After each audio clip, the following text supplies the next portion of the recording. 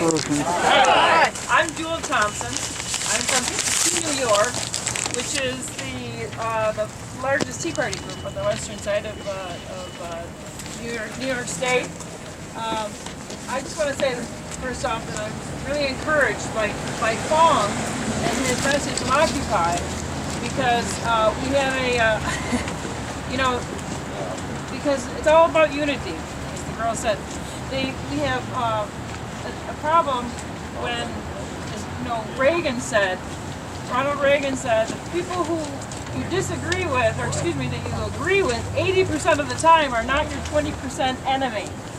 And sometimes within, when the media has done a very successful job of vilifying the Tea Party, we find that people we inherently agree with more than 80% of the time make enemies of us. So I want to encourage you, yes, to stay unified, and we really need to capitalize on our strengths and the things that we agree with. Take your time.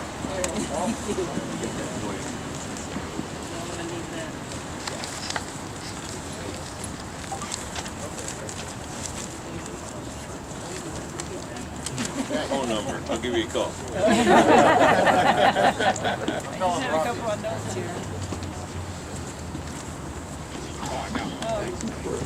So our strength, our strength has been in on all of our affiliate Patriot groups and our membership, who are very diligent. However, we have been, and we also have recently established a Second Amendment Coalition in Western New York, which we send out alerts and we have a meetup.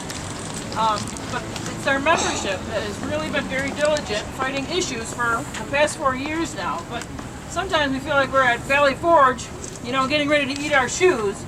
So when 3,200 people showed up at our rally in Buffalo, Right. we felt like the cavalry had arrived. Yeah. Power number.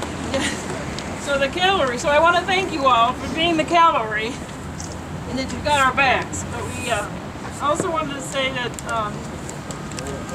with the Tea Party, we've had a lot of successes all across the Fruited Plain, but here in New York, we haven't had a ton of successes, and it's been very frustrating.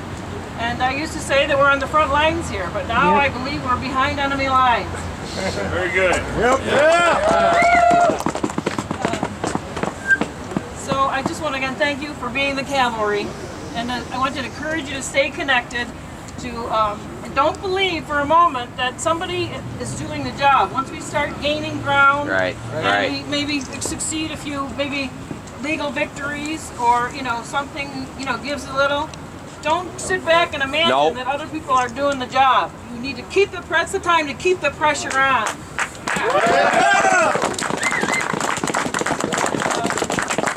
And again, another useful thing is to you always need creative solutions. Like for instance, with all the sheriff's departments that are getting on board, it occurred to me that maybe we can get our sheriffs to train our militia. Just ideas that we can throw on. But with that said, I just want to share with you just the highlights of a letter from Sheriff Tim Howard of Erie County, where I live. And I have to tell you, I have never been prouder of any elected official in Western New York, in Erie County. Amen. It's just an awesome thing that he said, and I want to just read to you the highlights. To the citizens of Erie County, from the Erie County Sheriff's Police Benevolent Association. These are just the highlights. Our membership, like many citizens of New York, are outraged at Governor Cuomo's unprecedented attack on our Second Amendment rights. He goes on, there's a widespread misconception that law enforcement officers favor additional restrictions on firearms ownership by law-abiding citizens. Nothing could be further from the truth. Yeah. The right of self-defense is an inherent right bestowed upon us by our Creator. It is not granted to us by elitist politicians like Andrew Cuomo and Sheldon Silver to be denied when they see fit. Do not be misled. The Second Amendment is not about hunting or target shooting. It is about the right of law-abiding citizens to defend themselves, and is the last line of defense against an overreaching and tyrannical government.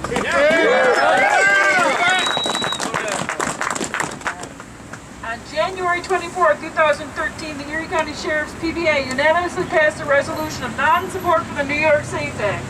We will work tirelessly to see this law overturned. We will commend and will support those elected officials with the courage to oppose this misguided law and condemn those who did not.